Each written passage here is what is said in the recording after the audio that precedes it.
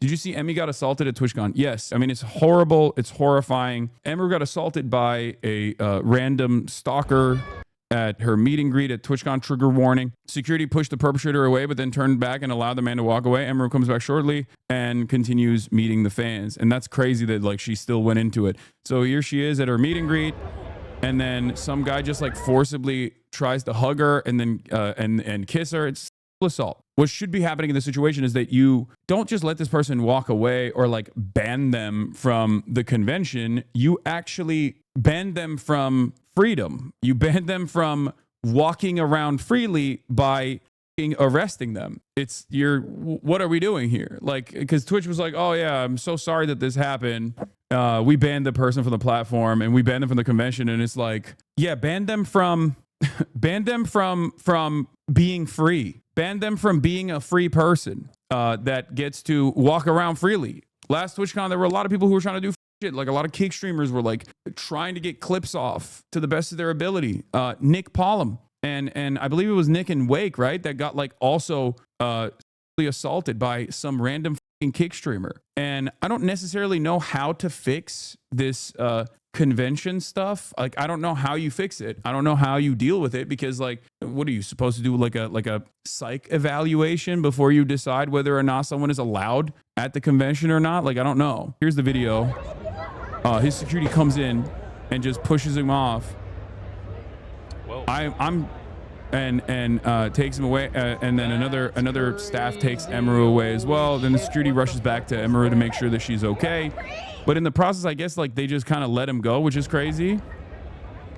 That's Emiru's security guy, not Twitch. Yes. Keep in mind they banned her security guard last year because he held someone until Twitch security came to get them. Yeah. And this kind of stuff happens. There is also a literal culture around some streamers actively either try to do this. There is a culture around streamers promoting this shit, for the record. Like, there are literal content creators who unironically do this kind of shit and promote this kind of shit. And it's really fucking gross. There are content creators who themselves engage in this kind of behavior as well. Now, obviously, there's a difference between like a content creator that knows the other content creator and is like on, friendly and is friendly with the other content creator and they're like collaborating or whatever versus like a random content creator who is just like stalking someone. That's the difference. Like there are people who get stalked pretty aggressively. The fact that Emiru knew that this could potentially happen because, as I say all the time, women have it the worst on the internet, okay?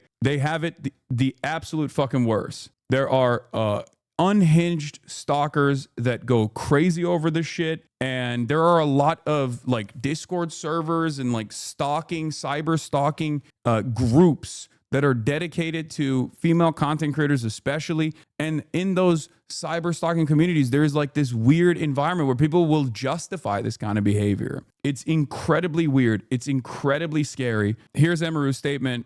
She says, "Hello, everyone. I'm okay. And thank you all for the kind messages. Sorry I cannot respond to them all. Yesterday, the man who assaulted me was allowed to cross multiple barriers at TwitchCon and even in front of another creator's meet and greet to grab me in my face and try to kiss me. Fortunately, he wasn't able to, but a lot of people have pointed out that it could have been a lot worse. I'm obviously shaken up by what happened, and it's not the first time I've dealt with something like this, but to tell you honestly, I'm a lot more hurt and upset by how Twitch handled it during and after the fact. Like I said, I don't understand how he was allowed to make it to me in the first place. The security in the clip who reacts is my own security is true. My favorite and usual security guard was banned for holding a stalker's arm to bring him to the police at a past TwitchCon. However, there were at least 3 or 4 other TwitchCon security staff in the area who did not react and let the guy walk away, as you can see in the clip, since they don't even appear in the frame. LOL. The woman who was walking me away is my own personal manager, and behind the booth, the only 2 people who were checking in on me and comforting me were her and my friend. None of the TwitchCon staff came to ask what happened or if I was okay.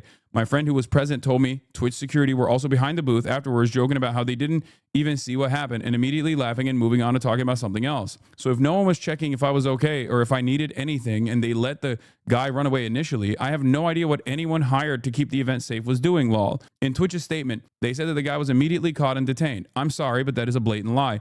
He was allowed to walk away from my meet and greet, and I didn't hear he was caught until hours after he attacked me, and it felt like this only happened because of my manager pressing for it, not because TwitchCon staff present thought it was a big deal. That is insane.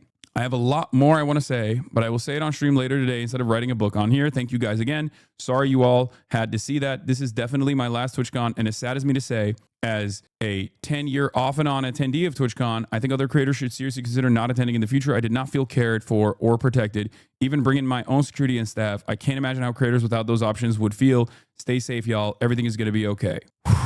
Twitch proving all streamers not wanting to go to the con, correct? That sucks. Yeah. I mean, look, the reality of the matter is every content creator, no matter how big or small, especially female content creators, know that this is the know that this is something that can happen. So if you actually see a female content creator, especially at one of these conventions, remember that they know all of that and they came in spite of all of that because they still wanted to see their fans. And there is absolutely a culture of normalizing this kind of behavior. You need to understand there is a culture of normalizing this kind of behavior as well. There are people who literally get together in cyberstalking forums and in cyberstalking Discord servers, and they literally talk to one another about how perfectly valid this obsession is. And this obsession, when paired up, a lot of people who have a lot of mental illness actually ends up turning into situations exactly like the one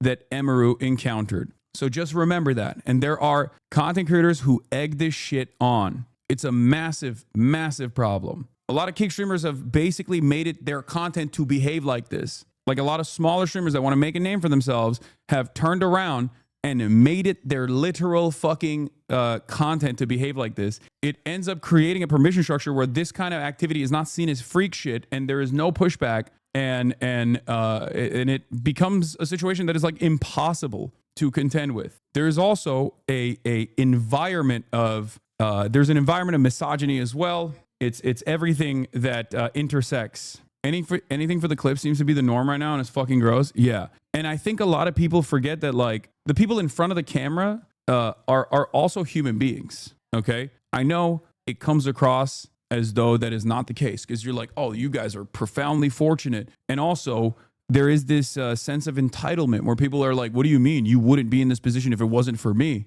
and others like me? You owe me shit, right? You owe me everything. You owe me everything I need to know about your life. You owe me every single thing that I want out of you. I hope the one good thing that comes out of this is that people actually really check themselves and really reconsider what kind of spaces that they occupy and really reconsider how they behave on the internet, because nobody deserves this kind of nobody deserves this experience at all. No one. It's so fucking unacceptable. The safety and security of all those attending TwitchCon is our highest priority. The behavior displayed by the individual involved in the incident yesterday involving a high-profile streamer was completely unacceptable and deeply upsetting. In line with existing TwitchCon security protocols, law enforcement and event security were on site and responded to the incident. We immediately blocked this individual from returning to TwitchCon premises, and they are banned indefinitely from Twitch, both online and in-person events. We are coordinating with the impacted creators team and, per our standard protocols, continue to cooperate with any law enforcement investigations.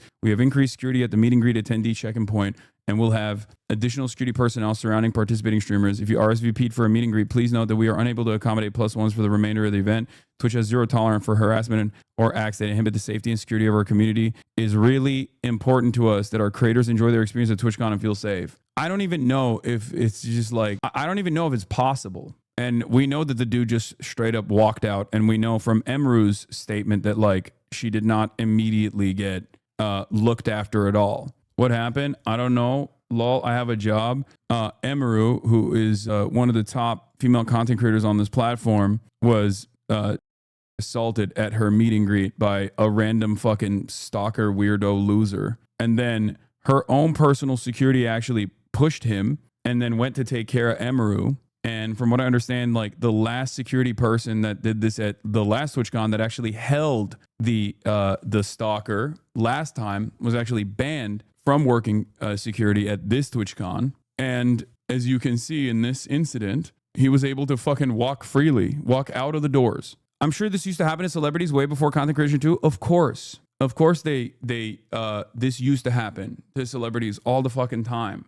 The difference is, however, that celebrities at least were like somewhat inaccessible as opposed to the way content works now. And when you're always on And when you constantly have a back and forth feedback loop with your audiences, the parasocial feelings are heightened. The sense of entitlement is heightened. You understand that the person that you're seeing behind the screen is not dissimilar to you in many ways and are accessible. Okay. The internet did not invent this issue. The internet simply streamlined this issue. Over the last couple of years, I would go so far as to say that, especially with Twitter becoming 4chan poll openly, it has made people feel even more comfortable and confident behaving in this way. Because people get rewarded when they behave this way on Twitter now. Given that there are no safeguards around this sort of thing, and there is no like real legislation to try and deal with this sort of thing,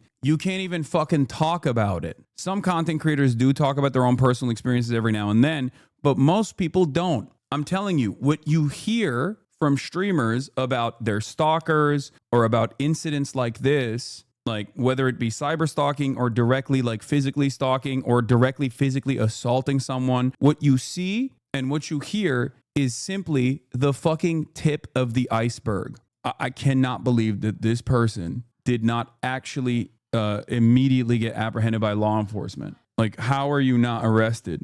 How do you get to walk out of the fucking, like, you do this to anyone, let alone like a famous person on camera, but just like anyone in general, you should be arrested. That I guess also is another, that also is another problem with law enforcement as well. Where they're just like very bad at dealing with this stuff. Not to bring it back to you, but isn't there like a weird ass stalking Discord server devoted to tracking information about your parents? Yes. And not just my parents. It's just everything. Yes. But once again, that's not even the tip of the iceberg. That's like, it is what it is. There's not anything you can do about it. You just have to live your regular life. Because the one thing that these fucking dipshits want out of you more than anything else is to impact your life in some way. Just as you chat in the chat and the streamer sees your chat and reads it out loud and has that kind of brief interaction with you, some people take it one step beyond that, where they want to control your life or they want to impact your life in a negative fashion.